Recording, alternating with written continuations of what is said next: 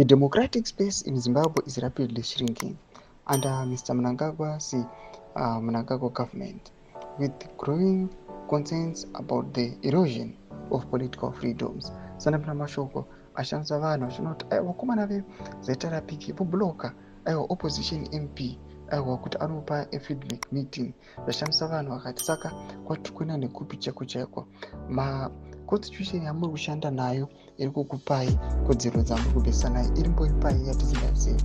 Sanapina mashoko kudangira pana mudumba subscribe olenga utaunda toeleko timina zvimba kudangira chiti Bisus opposition MP Koben Madzivanyika was on Sunday blocked by the police from holding a feedback meeting in his constituency in Kwekwe.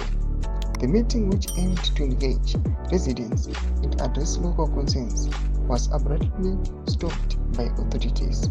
Officer commanding Kwekwe, Enoch Chishiri, cited the reason for the disruption as the police preparation for the next month's independence celebration.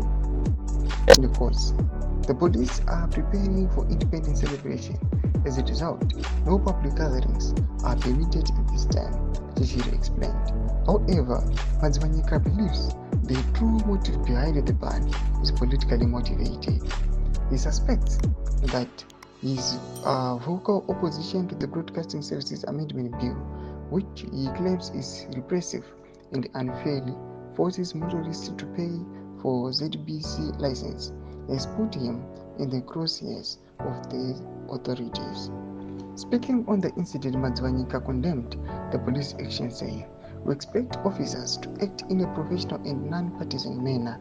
It is disappointing to see such tactics being used against those who merely want to engage with their constituents." Tomashoko anoyatokwa panapa vanhu vachiona kuti aiwa freedom church is now shrinking.